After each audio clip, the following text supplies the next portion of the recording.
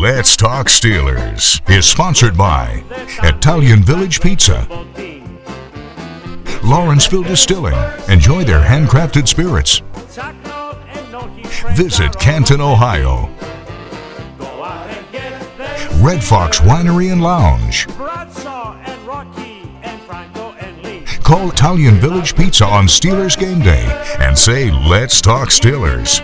And any size pizza is buy one, get one free. Takeout or delivery. Let's Talk Stil'rs. Huddle up, Stil'rs Nation. It's Tank and Mike.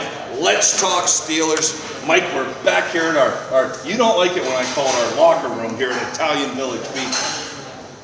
You never ate pizza in a locker room? No, I did not. You know, Johnny Unitas used to hot dogs. We had some hot dogs in some of the locker room, but never pizza. Oh yeah. Okay, how'd that work out? No, it's fine. It was good. You didn't throw up on like Lawrence Taylor, Julius Peppers, and everything like that? No. See, I would have. Back in the old days, Johnny Unitas used to smoke cigarettes during halftime. Anyway, I digress. Hey, Yunzers, we got to explain something to you. The magic of television. So we're going to talk about the Ravens game. We can't talk about the Browns game because it's Thursday and we film on Tuesday and we got to edit the show. So we have no idea what's going to happen up in Cleveland. I will say this though. Mike Tomlin, 1-7 on Thursday night games, and after the Ravens games is 10-10. The Browns scare me because they're. But what's he against the Browns? Well, overall, I don't know, but that's the Thursday night thing. So look, I'm going to say this: we won against the Browns 102-0. Does that sound good? We'll see. We'll find out. All right, I want to go back to the Ravens game because this was the battle of the Titans. You have the number one offense coming in here. Lamar Jackson, Derrick the Horse Henry came here against the 8th best defense in the NFL, 2nd best. The Stil'rs have been only given up 16 points aggregately this season. It was a battle. Mike, to me, it all began all game long. The defensive line, the offensive line. The Stil'rs offensive line, the Ravens defensive line played a better game than they have been. It was a battle up front. Well, first, I don't think the Stil'rs is the 8th best defense. I actually think they're slightly better than that. I think they're in the top 5, especially when you have a guy like TJ Watt. You've got Minka Fitzpatrick, a veteran back there. Yes, he's getting up there in age, but he's still a veteran. He can see the field. He's kind of the field general, kind of lines things up. You've got Patrick Queen, who's a huge addition at the linebacker spot, and then Joey Porter Jr., who's not just a cover corner, but at the end of that Ravens game came up and made a big-time tackle on that 2-point conversion where most corners will shy away from that. He kind of came up, set the edge, and made the tackle on Lamar and actually, saved the game-winning tying score right there. So I do think the Stil'rs' defense is much higher than what they're given credit for. Maybe a couple, some points early in the season that they gave some stuff up. You get a do-over against the Dallas Cowboys. I think they, that might have lowered their ranking a little bit. But again, you got Lamar Jackson. Obviously, everyone's talking about him being an MVP candidate. Personally, I don't see it. I think he's extremely talented and he can extend the play and can make great plays with his legs, but he doesn't get the ball out on time. And here's the thing, you look at Lamar Jackson, he definitely has a significant drop-off against all NFC or AFC North teams. All AFC North teams, he definitely drops off. Well, it's not just him. You see he struggles. His numbers aren't as good when he plays the Browns and the Bengals. Obviously, he played great against the Bengals the first week. Well, it's because they play him twice a year. The teams have a book on him. They know him. So they know what they're getting involved with. When you get a team, a non-conference game, you only face that team once a year. So it's not like you're like, oh, we know what we're getting involved with. It's like, all right, we're going up against Lamar Jackson. What does he bring to the table? And now, it's almost like a little bit of a triple option. So a lot of times when teams come in, it's like sometimes Navy can surprise you. You go to college football, Navy surprises. Every time. But those two teams know each other. But you see, like every once in a while, you see a Navy or an Army upset like a big college program. It's because they're not used to going up against that option offense. Lamar they're not running the option offense, but they have that two-headed monster with Derrick Henry. The Pittsburgh Stil'rs kind of know what they're getting with Lamar Jackson, so they're going to stop the run. They're going to try to force him to throw the ball. Yes, they let him get outside the pocket a little bit, but forcing him to throw the ball takes away his superpower. If you get him in space and he hits that second gear, he's gone. So to me, the Pittsburgh Steelers kind of have a number on him. And you even saw, last week going into that game, Lamar Jackson even said, for some reason, I don't know why, but every time I play the Pittsburgh Steelers, maybe it's a rivalry, they seem to play tougher against me. It's the terrible towel. It's the towel, It's kind of like, you go back to the, way back when the Detroit Pistons played Michael Jordan, they had the Jordan rules. They have the Lamar rules. They know what to do. TJ Watt can get after that passer, but at the same time, he can peel back a little bit, and they can confuse him. He's not the pure quarterback that you're going to, he's going to come back, he's going to see the numbers, he's going to pick you apart. No, he doesn't get the ball out that quick and on time. If you go back to the first series, he had a curl route wide open. He didn't see it. He scrambled. Instead of going on a 3-step drop, he went back on a 5-step drop. He's late. He had a scramble. Then even when they got their first trip to the red zone on that third and 2, 3rd and 3, he throws a slot fade, desperation up to Zay Flowers. Good coverage. However, the Steelers, they show blitz. They bring the blitz. Middle safety back, but the Steelers did not peel off on the coverage on the back on the swing route. Lamar just turns and throws it to the swing. He sees the blitz coming. If he recognizes that, he should know that his back is out, which we call scat protection or gone protection, depending on what system you are in. Once that guy, if no one peels with him, turn and throw him the football, he walks in the end zone, but Lamar doesn't recognize it. He throws the fade. He made up his mind pre-snap. I'm going to try to hold the safety, throw the fade. And now they ended up going for the field goal, and then you see Justin Tucker. He misses. All right, I'm Tank. He's Mike. We got to go to commercial break. When we come back, we're going to talk about the Cincinnati Kitty Clats and how we can declaw them.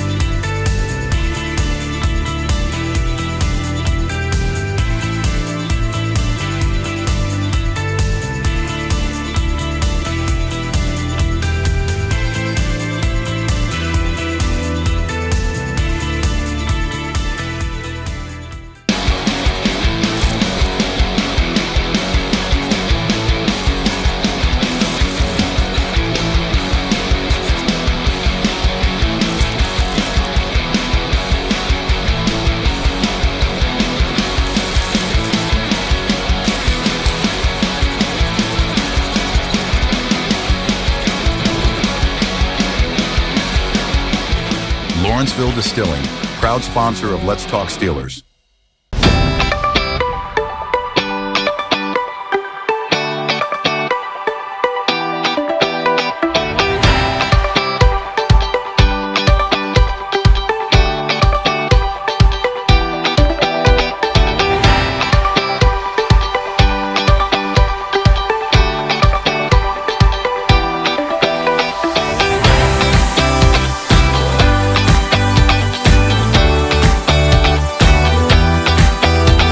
I'm here at the Italian Village Trattoria, Route 28, Waterworks Mall, and Terra with Italian Village Trattoria has a game day special for you. All you got to do is call the Route 28 Italian Village Pizza Trattoria on a game day with your Pittsburgh Steelers.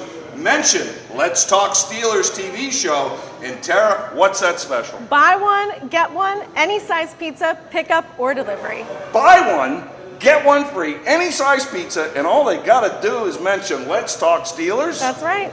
All right, you know what to do, so go get it. Let's Talk Steelers is sponsored by Italian Village Pizza, Lawrenceville Distilling. Enjoy their handcrafted spirits. Visit Canton, Ohio. Red Fox Winery and Lounge. Call Italian Village Pizza on Steelers game day and say, "Let's talk Steelers." And any size pizza is buy one, get one free, takeout or delivery. Let's Talk Steelers. Hello, Steelers Nation. How would you like to win a trip to Canton, Ohio? That's right. All you got to do is like Let's Talk Steelers on X, Facebook, and YouTube. You got to do the trifecta. Let's Talk Steelers. You'll be entered to win a trip to Canton, Ohio. So I want you to like Let's Talk Steelers. You'll be entered to win a room night in Canton, Ohio, and a tour of the Hall of Fame. So let's talk Steelers. The Steelers fans are the best fans in the world. So you have all of this noise. It's so exciting. It's electrifying there. I love being there. I would live there if I could, you know, and it's so nice to be able to share it with my children and with my friends and to hang out there and to watch the Steelers and yesterday was great because we got a victory out of it, which a lot of people were saying that the Ravens were going to win. So it's just awesome that they won. So how did you become a Steelers fan from Australia? Good question. Honestly, it was just because I remember, like, I don't really have a lot of connection to America, but when I was looking, I was actually just kind of looking for somewhere where I felt like I could relate to in terms of, like, working class, gritty history. Like, it seemed like it was just a really, like, cool place as well. I mean, the city is beautiful in my eyes, you know, the mountains, etc. So I felt like I connected to it most. History and all was really rich and awesome, and they weren't doing, like, amazing at the time. It was a few years back. I don't know what year it was, probably like 2015 or something like that, and it was okay, you know, but there was obviously more to come, because first game, but I think the Terrible Towers were probably the highlight, just because never having gone, like, I've been to plenty of sports games, like England, etc., but having their own little, like, special thing like that just kind of brought up the mood. Same as Renegade as well, that was exciting, but everyone got into it. You saw it, like, in the fights and all as well. In the game, really felt heated. It kind of added to the environment. So out of every game to go to, I must say that was cool. Probably one of my highlights of the game. I don't know why, that was just cool, because he was obviously a rookie coming out of NC, and I was like, oh, he's awesome. He's really good. Obviously, he dropped down a little bit because of his draft stock drop because of his injuries. But I'm like, he's going to be baller. Awesome to finally see him doing well, isn't it? So, yeah. Welcome back to Let's Talk Steelers from Italian Village Pizza. Trattoria, Mike. Trattoria, say it. You don't speak Italian? Welcome back. Welcome back. You got to come to Waterworks Mall. Come to Italian Village Pizza. If you like homemade Italian pasta, like, well, you're Irish. Your grandmother didn't make a pasta dish, but homemade gnocchis and pasta. Everything is homemade here. It's not coming off some corporate truck shipped out of Louisiana 8 days later.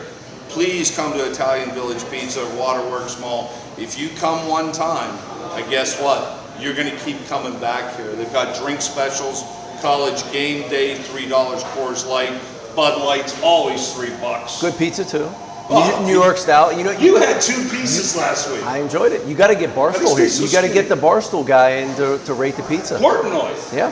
How come it always looks like you ever see his reviews? Like he stole the pizza and he's running out the door when he comes out there. Well, you know, he runs out and it's like it looks like because probably it's probably too loud in the restaurant, and so he doesn't have the microphone, so he's got to get out on the sidewalk. Yeah. He speaks his mind. Yeah. All right, I'm going to speak my mind about the Cincinnati Kitty Cats. And again, if you're just tuning in to Let's Talk Steelers, I'm Tanky's Mike. Just because the way the schedule worked this week, the way we filmed the show, we have no idea what happened up in Cleveland, but we're assuming our Steelers took care of business and are now 9-2 as they take on the Cincinnati Bengals. You know, the Bengals running attack is pretty non-existent. I think they're 28th in the league, but you seem to think there's a reason for that. Well, they first of all, they don't have the O-line, and they don't have Joe Mixon anymore. So there is definitely a little drop off there. They kind of go in the old Bill Walsh, substitute the short passing game for the run game, and that's what Chase Brown's been productive at.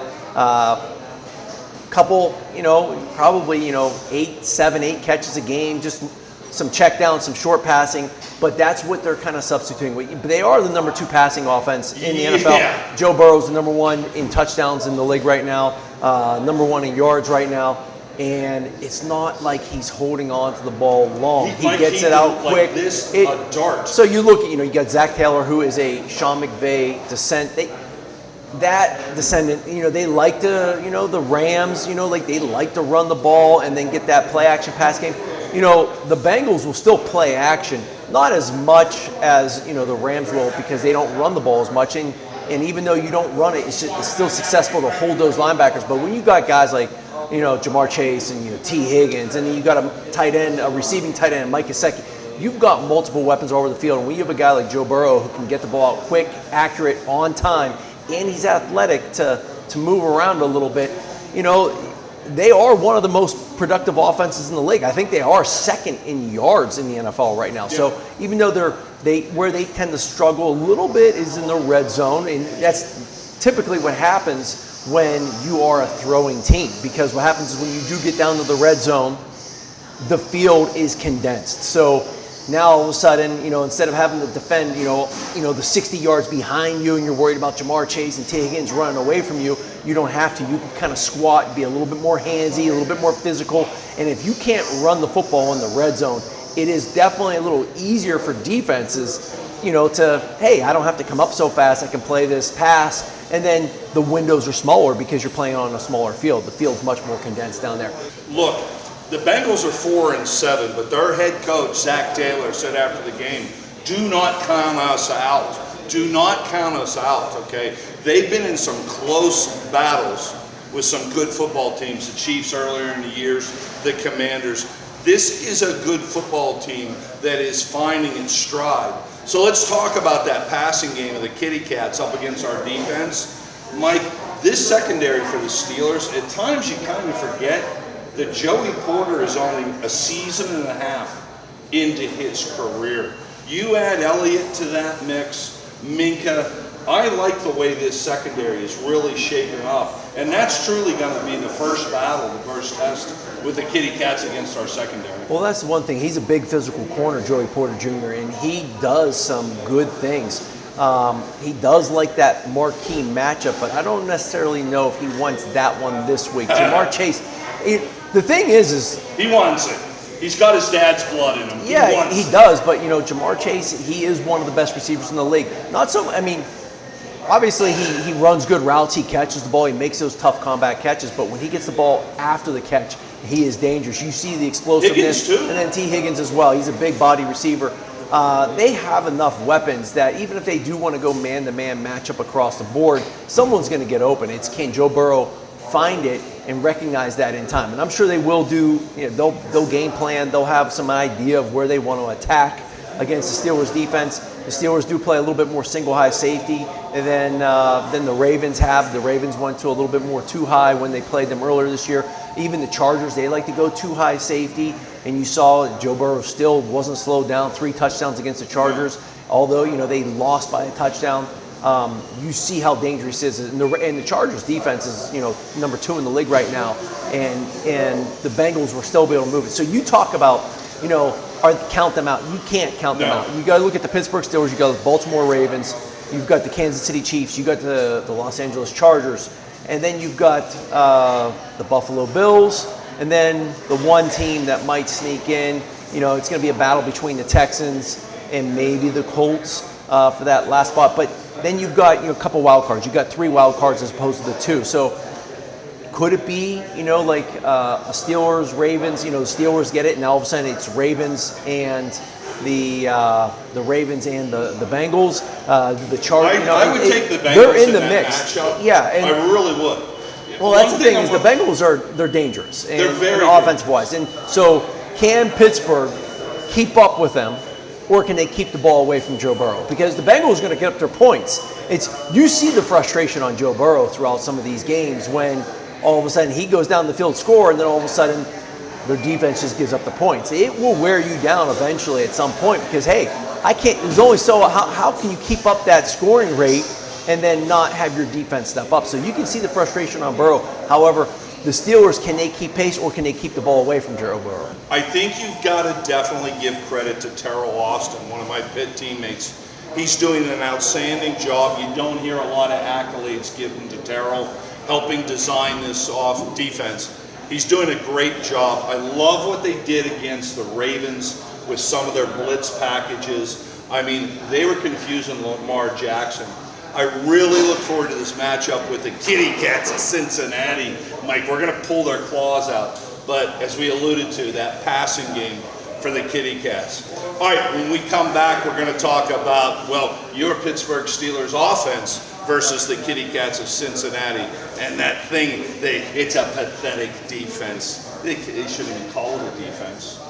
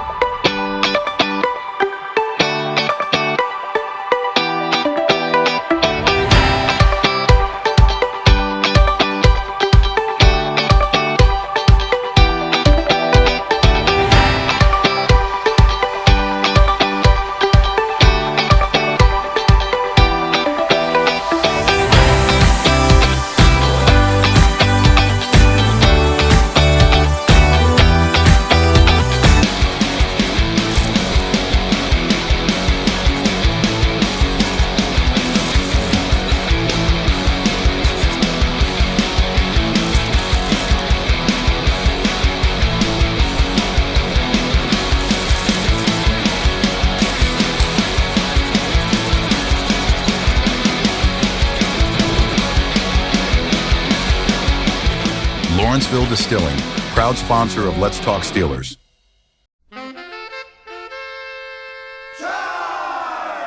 Let's Talk Steelers is sponsored by Italian Village Pizza, Lawrenceville Distilling. Enjoy their handcrafted spirits. Visit Canton, Ohio. Red Fox Winery and Lounge. Call Italian Village Pizza on Steelers game day and say, "Let's talk Steelers." And any size pizza is buy one, get one free. Takeout or delivery. Let's talk Steelers. Hey, it's time for Let's Talk Steelers Fan of the Week out of Tennessee. Ricky Steelerman Shelton. That's right. Ricky liked us on Facebook. He liked us on YouTube and X. He's now entered to win the Mike Webster jersey. If you want to be entered at the end of the season, we're going to select one lucky winner to win the Mike Webster jersey. Like us at Let's Talk Steelers on YouTube, Facebook, and X. And like Steelerman Shelton out of Tennessee, you'll be entered to win the Mike Webster jersey.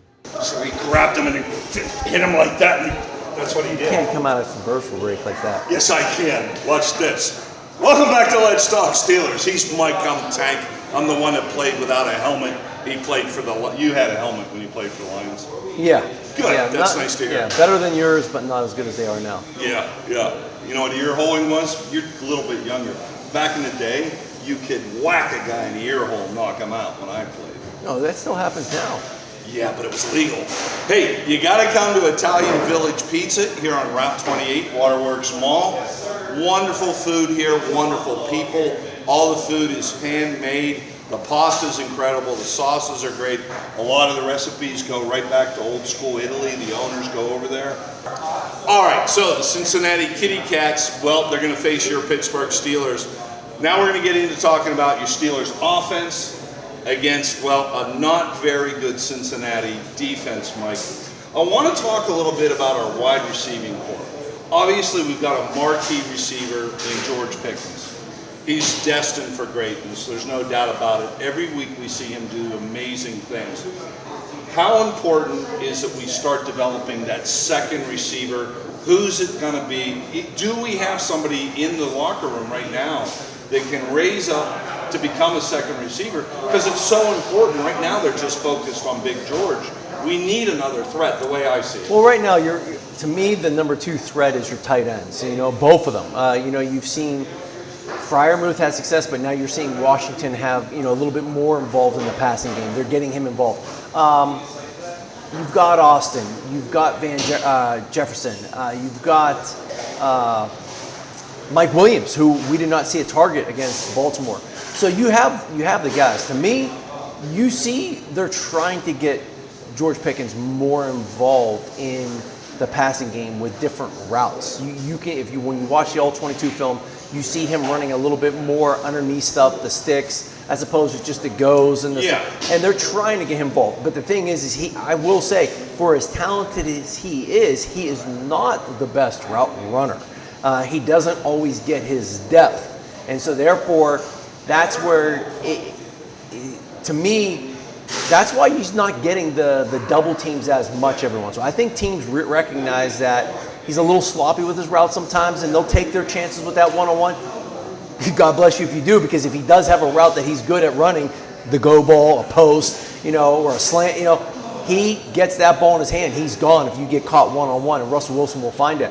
But he's got to clean up his routes to get him to that next level, that Hall of Fame level. Yeah, you can go around and just kind of get those jump balls, but he can be better if he really focuses hard on the route running, the releases, and then getting the depth, the proper depth. One thing I'd like to see is Justin Fields get utilized a little bit more. Not only so much with pulling Russell Wilson out, but maybe keeping Russell Wilson on the field at the same time. Justin Fields, to me, is athletic enough to go out and maybe catch a football, to run a route, to be a decoy, but then bring him in and line up Russ. So now all of a sudden teams cannot substitute their personnel with your personnel, because what happens is, as an NFL team, if you substitute, the referee comes in and holds it until the defense substitutes. They allow that. So if you can get Justin Fields involved, whether it be a slot receiver or just a wide out, it gives you multiple options, Mike, and I think it's going to give defenses a headache to try and prepare for that stuff. There was a guy here in Pittsburgh named Cordell Stewart who earned the nickname Slash in the 90s, which helped take that with team. Neil O'Donnell, and never mention his name in front of me again. And what he did, but never mention his name to me again. But Neil O'Donnell threw him the football quite a bit. You said his name again. I was at that game at the Super Bowl in Phoenix. One game, take that one Super Bowl away. Calm down. And you just gave a guy in Aliquippa a heart attack. You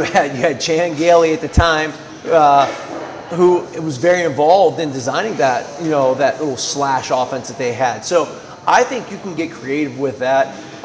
It gives the defense something else to prepare for.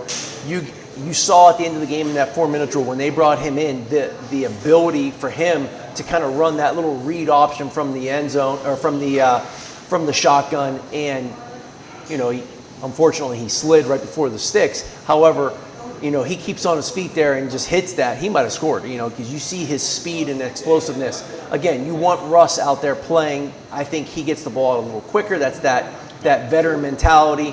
But I think you have options there to try to create that red zone offense. We're from the town with a great football team.